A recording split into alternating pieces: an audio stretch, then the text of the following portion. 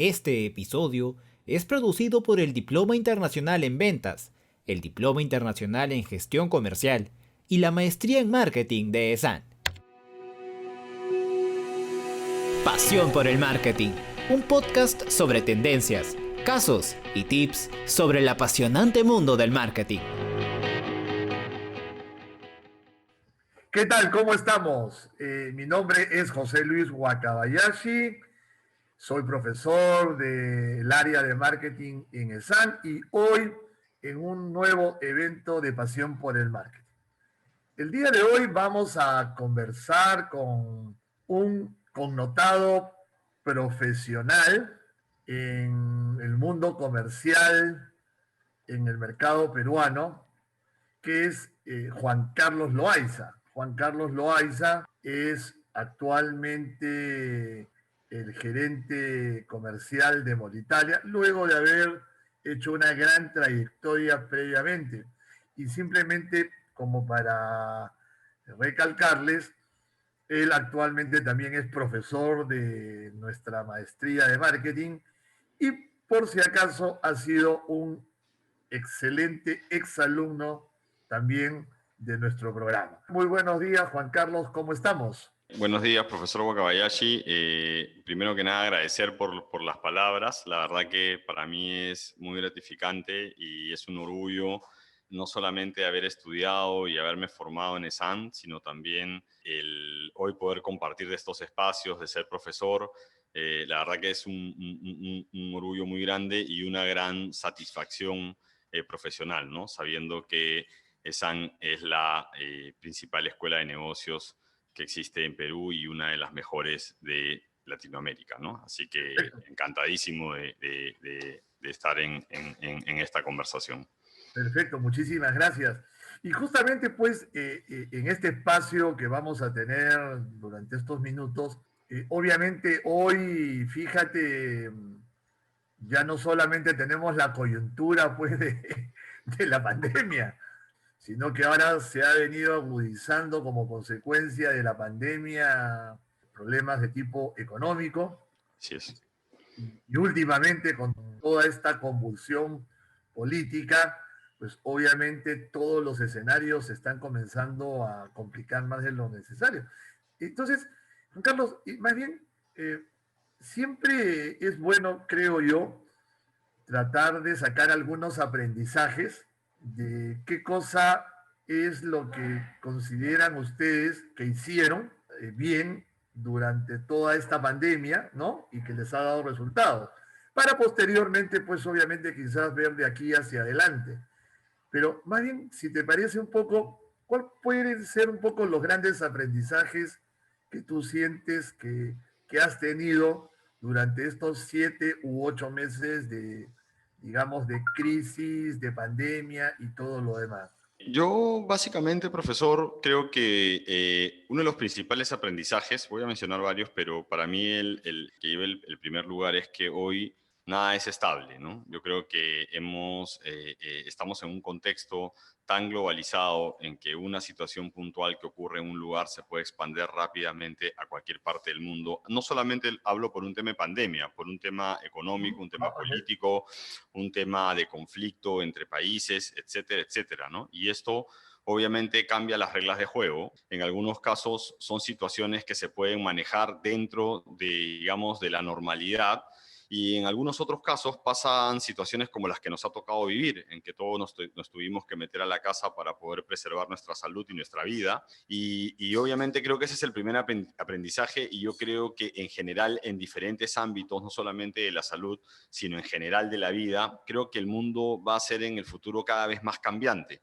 Y creo que tanto las personas como los profesionales vamos a tener que desarrollar habilidades para tratar de irnos adaptando a estas coyunturas que van a ser impredecibles en algunos casos, que van a ser, digamos, desafiantes, porque son realmente desafiantes, y que vamos a tener que tener la capacidad no solamente de adaptarnos, sino de encontrar soluciones y ser creativos en estos contextos para poder sacar adelante nuestra vida personal, a nuestras familias y obviamente también a las compañías para las que laboramos o a los empleos o si somos emprendedores, etcétera, etcétera, ¿no? Yo creo que esta ha sido una de las pruebas de creatividad más grande que han tenido muchas personas en el ámbito personal y profesional. Sobre todo, imagínese usted los emprendedores, ¿no? Que han tenido que ver negocios que se apagan y tener que salir a buscar que hacer algo que es diferente a lo que habían construido durante los últimos 10 o 15 años. Yo creo que ese es un aprendizaje importante, lo cambiante que está haciendo el mundo y que puede ser en el futuro. Lo segundo es que creo que la tecnología siempre dijimos que vino para quedarse, ¿no? Y yo creo que en estas coyunturas y en esta situación específica, creo que las herramientas tecnológicas y en general la interacción de las personas a través de la tecnología tuvo un crecimiento exponencial. Aprendimos a comprar a través de la computadora, aprendimos a celebrar cumpleaños a través de la computadora, aprendimos a hacer negocios a través de la computadora, a reunirnos, a hacer acuerdos, a hacer seguimiento a las compañías, a los indicadores de gestión. Entonces, digamos que el segundo aprendizaje es que creo que la tecnología va a jugar un rol importante y creo que en la medida en que las compañías no solamente sean capaces de aplicar la tecnología para poder comunicarse, para poder interconectarse, sino también para comenzar a predecir y a estudiar los mercados y a entender tendencias, esto va a ser un complemento importante porque ya algunas compañías lo hacen, pero obviamente todavía como digamos, esto está en una etapa de una fase inicial, ¿no? Yo creo que a partir de aquí va a haber mucha predictibilidad a través de algoritmos y a través de programas que se van a dedicar a entender un poco cuáles son los hábitos de consumo, qué está pasando con la gente, cómo las situaciones como la que estamos viviendo cambia las ocasiones de compra o las ocasiones de consumo también. Entonces, yo creo que ese es el segundo aprendizaje, ¿no? Y el tercero, que yo resumiría en tres fundamentales, creo que es la capacidad de adaptación de las personas, ¿no? Yo creo que definitivamente situaciones como estas hacen que las personas tengamos que buscar, que adaptarnos, que ir a buscar la oportunidad en medio de la adversidad, ¿no? Yo creo que para muchos negocios esta situación ha sido adversa y para algunos otros la adversidad se convirtió en una oportunidad. Y no solamente en términos de marketing, sino en términos de identificar, digamos, oportunidades de negocio que antes no se veían o que se sentían que estaban poco desarrolladas. Yo, por ponerles algún ejemplo, he visto muchas compañías que se han desarrollado en el ámbito del e-commerce, que rápidamente han sacado plataformas, que han integrado sistemas, que han acomodado los productos, incluso los formatos, la famosa Hero Image, que antes probablemente lo iban a hacer en 8 meses, en 9 meses y que ahora lo tuvieron que hacer en 2 Ya todo semanas. se aceleró. Así es, para poder salir adelante, para poder empezar a vender, para entender un poco el marketing desde el lado digital también, ¿no? Y ver cómo interactúo en las redes sociales, cómo comunico con mis marcas, con mi empresa, entre otras cosas. Entonces yo creo que la capacidad de poderse adaptar a contextos de este tipo va a ser va a ser una variable fundamental. Lo es hoy y lo va a ser en el futuro también, ¿no? Oye, Juan Carlos, y justamente, digamos, tomando como base estos tres grandes aprendizajes, como tú muy bien lo señalas, la creatividad, la tecnología y la adaptabilidad. Por ejemplo, en cuanto a la creatividad, pongámoslo de esa manera, tú dentro de tu experiencia y en una gran empresa de consumo masivo, por ejemplo, ¿qué tan creativos tuvieron que ser ustedes principalmente como parte de la gestión de vendedores, clientes, dentro de la parte comercial? ¿Qué tan creativos? En primer lugar, tuvimos que entender hacia dónde se iba el consumo, porque obviamente cuando comienzan a cerrar la bodega, cuando comienza a cerrar el supermercado, le dicen a la gente que se quede en la casa, hay que entender que la gente igual tiene que alimentarse, igual hay servicios que las personas los van a necesitar. Y hay que entender por dónde los van a comenzar a conseguir. Yo creo que esa es la primera premisa y hay que pensar un poco fuera de la caja y entender hacia dónde se va esto. En Correcto. consumo masivo, lo que ocurrió fue que se fue una parte al e-commerce, eso fue una variable importante, y obviamente automáticamente hubo que repotenciar, poner distribuidores, salir con las páginas web, entrar con aplicativos, en algunos casos externos, como por ejemplo Ricra, como por ejemplo Juntos, como por ejemplo, bueno, algunos otros nombres que se me van, entender la última milla, que era el reparto que teníamos que tener a través de diferentes operadores como Globo o como cualquiera de estos que Correcto, llegan correcto. hasta la puerta de la casa, ¿no? Y creo que tuvimos que afinar muy bien esa parte porque veíamos que por ahí había un consumo importante. Lo otro era una cosa paradójica, ¿no? Porque generalmente conocemos muy bien a nuestros clientes, pero no los conocemos tan bien como, por ejemplo, para tener una base de datos de sus teléfonos o de sus emails o de cómo tener una reunión con ellos por Zoom. Y decimos que sí los conocemos. Particularmente de la experiencia vivida, entendimos que teníamos que hacer una base de datos de clientes urgente para poder comenzar a venderles no solamente de la forma tradicional, sino de encontrar otra forma de llegarles. Ajá. Y la otra es entender cuál era la dimensión o, digamos, la envergadura que tenía que tomar el canal moderno.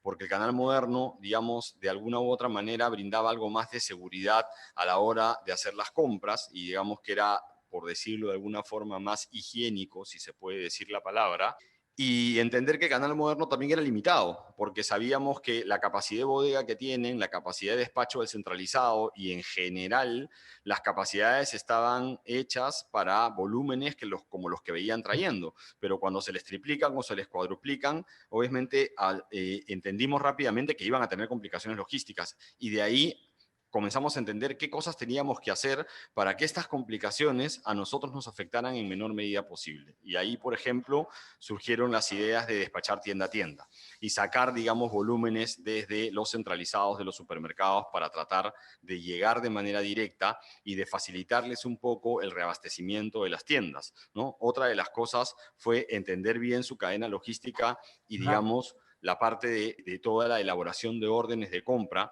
priorizar dentro de la compañía los volúmenes, porque de nada nos servía ir a venderle a un mayorista sabiendo que no iba a tener los mismos desplazamientos y dejarle de vender a un supermercado que sabíamos que sí iba a tener volúmenes importantes. Entonces comenzamos a priorizar portafolio y a entender a quién teníamos que despacharles qué cosas y cómo lo teníamos que hacer, ¿no? Entonces yo creo que eso ha sido un poco desde el lado, digamos, operativo de ventas comercial. Desde el lado de marketing, Pero había que salirse de la caja, digamos. había que salirse de la caja definitivamente y ¿No? desde el lado de marketing había que empezar a pensar a qué cosa le íbamos a dar prioridad. Somos una compañía que tenemos 450 SKUs, que tenemos innovaciones, nos caracterizamos por estar lanzando innovaciones constantemente.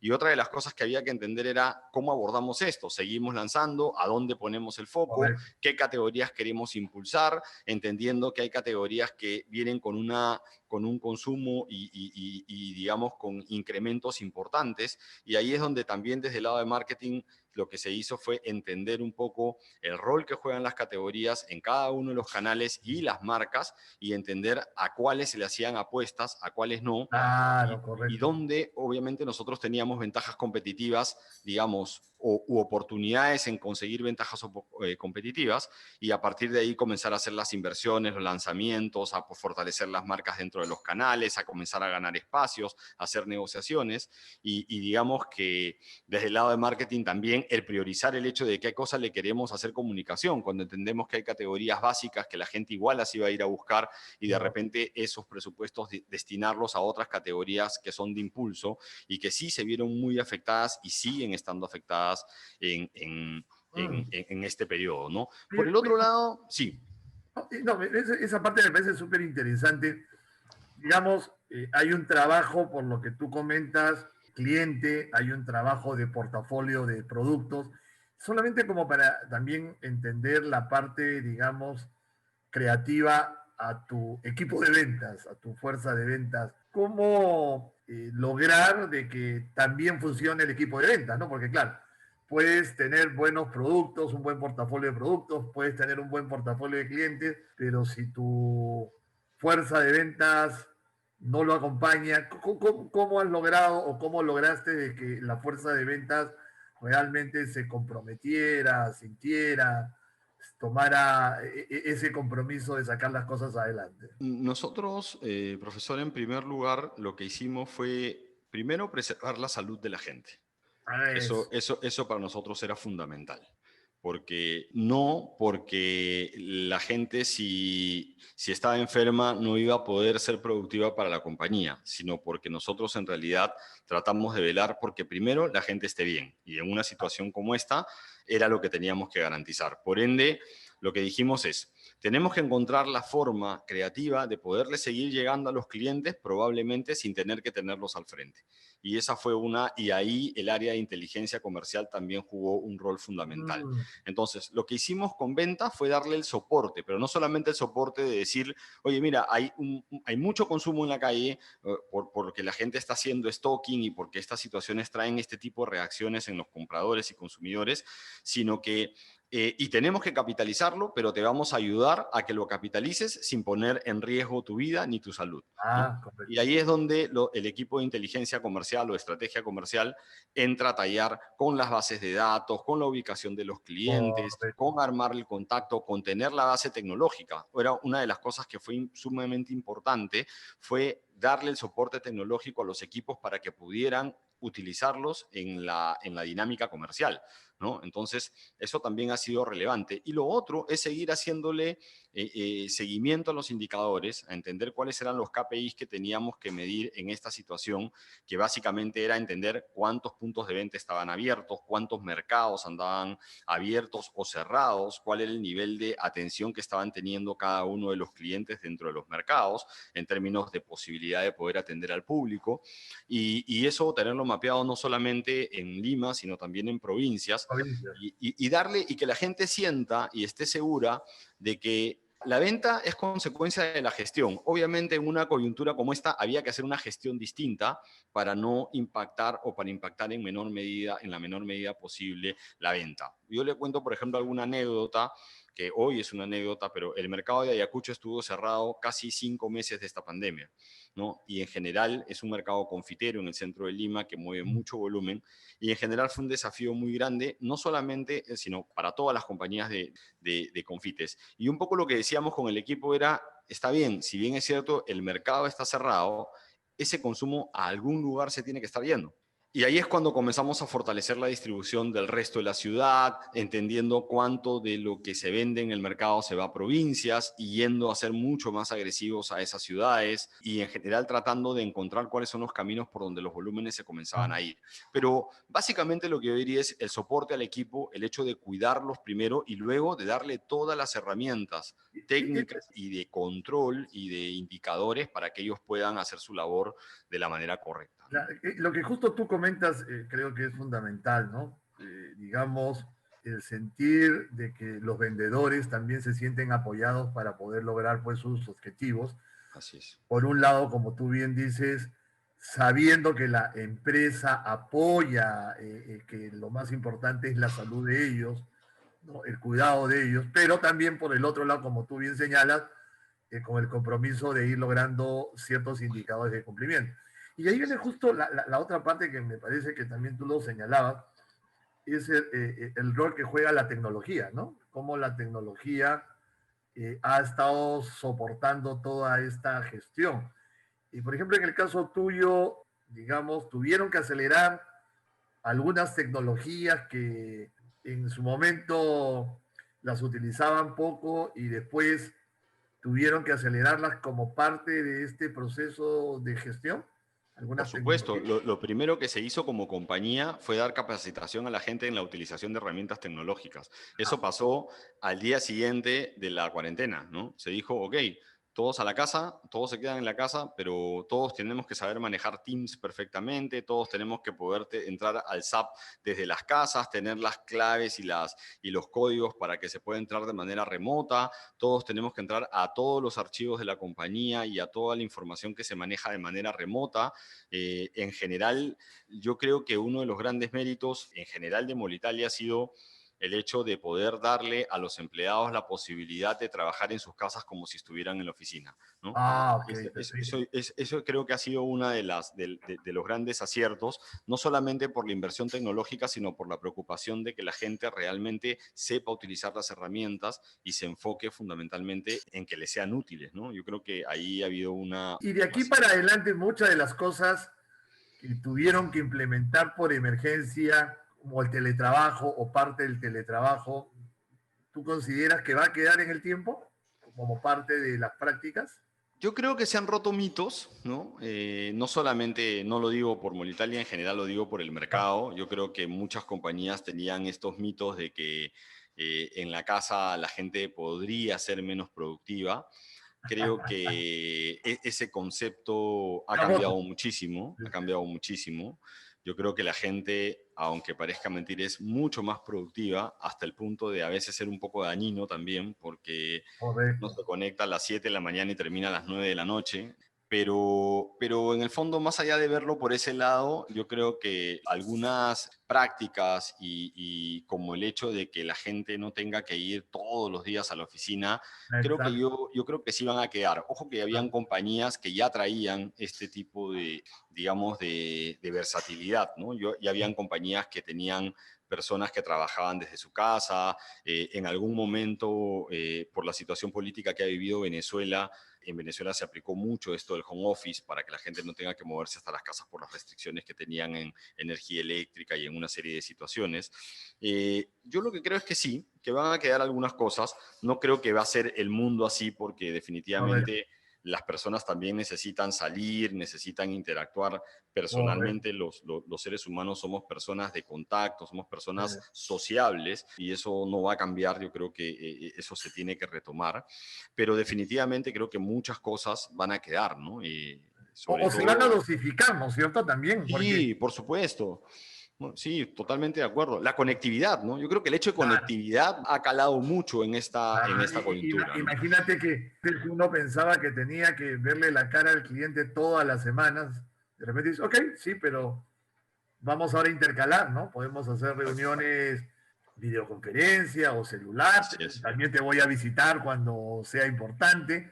Porque inclusive me imagino yo pues que hasta los compradores van a cambiar sus hábitos de la manera como están comprando. Sí, hoy, por ejemplo, si lo vemos, solo por poner un ejemplo, las cadenas de supermercados, todas las negociaciones hoy con los compradores se están haciendo prácticamente vía online, ¿no? O sea, en general, eh, se está tratando de evitar en la medida de lo posible las aglomeraciones de personas y de que estén en las oficinas y generalmente las oficinas o las compañías que tienen oficinas que son grandes y que tienen, bueno, varios pisos y una concentración de personas importante hoy no están laborando y toda la conexión o toda la negociación y el intercambio de información se está realizando a través de la tecnología, ¿no? Entonces, yo creo que sí. Y yo creo que eso es beneficioso porque creo que en una ciudad como Lima, yo siempre lo he dicho, en una ciudad como Lima Caótica para trasladarse.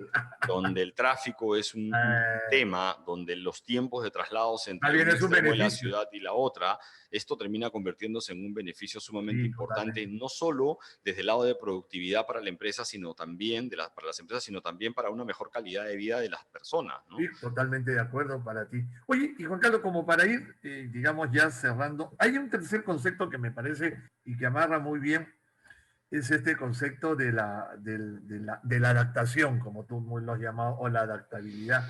Obviamente, digamos, ahora, como tú bien señalas, hay que lograr que no solamente gerentes, supervisores, vendedores, tienen que adaptarse, vamos a llamar su chip mental, o lo que algunos gringos llaman el mindset de acostumbrarse a un nuevo escenario, como tú bien decías, Así es. que probablemente varias cosas vuelvan, pero muchas cosas se mantendrán y otras seguirán mutando, ¿no? Respecto, por ejemplo, a este cambio de chip, si es que tuviéramos que llamarlo cambio de chip de aquí para adelante, tú, por ejemplo, ¿qué recomendarías principalmente los gerentes, vamos a llamar, los gerentes comerciales, tienen que realmente ya cambiar de chip, digamos, para adaptarse a todo este nuevo contexto que se nos viene quizás de aquí para adelante? Yo lo que creo, profesor, es que las personas que lideran equipos y que lideran compañías hoy tenemos que tener claro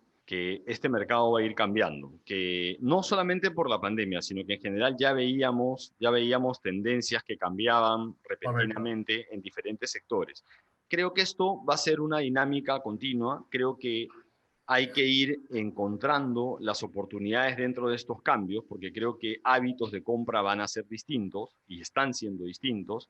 La preferencia de los compradores y los consumidores por las marcas también. Estamos volviendo otra vez a esta etapa de funcionalidad.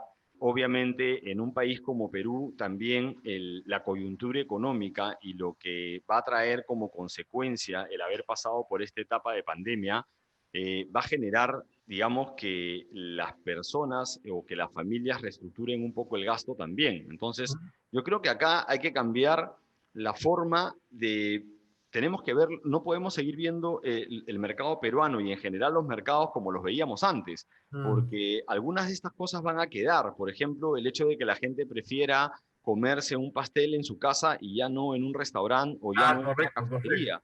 O, El o- hecho o- de que, de que, o de que prepararlo, inclusive, ¿no? Prepararlo en su por casa. eso, a eso es a lo que voy. O de repente decir, oye, mira, yo descubrí que hace 20 años de mi vida que no preparaba un pastel con mis hijos y descubrí que la experiencia de hacerlo es súper Uf, gratificante, que une a la familia, que comenzamos a conversar y a compartir mucho más cosas y que la verdad que vale la pena mejor hacerlo en la casa que irlo a comer afuera. Y yo correcto. creo que ahí, desde el lado de las compañías que venden los insumos para hacer los productos, obviamente tienen que comenzar a trabajar formatos, tienen que trabajar valor agregado, tienen que entender que esos productos en la medida en que traigan mayor o la capacidad de ser más inmediatos, van a ser mucho mejor acogidos.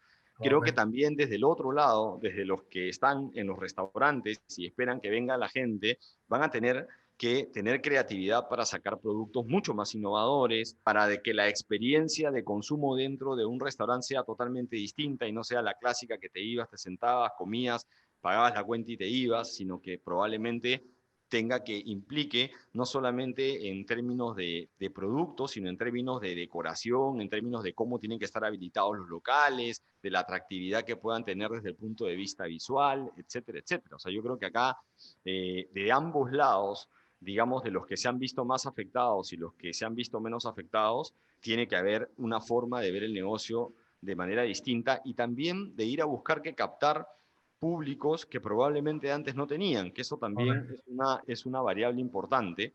Y yo creo que en general las empresas van a tener que buscar que adaptar portafolios porque si bien es cierto, esto viene desde el lado de usos y costumbres, desde el lado económico, también hay una contracción que se va a ver y que creo que va a perdurar durante probablemente 1 o 2 años más.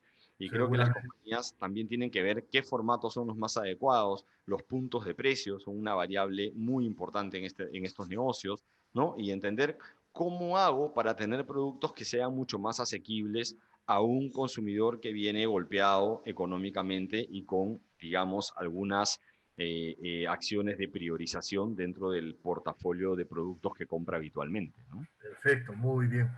Bueno, Juan Carlos, realmente pues ha sido una gran experiencia la que nos has podido comentar y obviamente también grandes sugerencias de todo lo que se ha podido hacer y se tendrá que hacer de aquí para adelante, por lo cual realmente te agradecemos, realmente. Y esperemos pues de que en una próxima oportunidad podamos seguir conversando sobre estos temas que a tantos nos apasionan, tanto a ti como a mí, que es todo lo relacionado pues con el marketing y las ventas. Muchísimas gracias, Juan Carlos. Te dejo pues uno para que te puedas despedir de nuestra audiencia. Sí, no, muchas gracias a ustedes, a Esan, a usted, profesor. La verdad que, como lo dije al comienzo, para mí es un placer y un gusto compartir con ustedes. Yo creo que, y si algo del mensaje puede ayudarle a los profesionales y en general a la comunidad de personas que somos apasionados de estas cosas, creo que ya es un granito de arena. Así que, nada, yo encantado al servicio siempre de ustedes, de SAM y un gusto y cuando lo requieran y se dé la oportunidad, encantado de poder participar y conversar con ustedes, ¿no? Muchísimas gracias por la invitación. Muchísimas gracias y ya nos veremos en una nueva oportunidad de Pasión por el Marketing. Muchísimas gracias.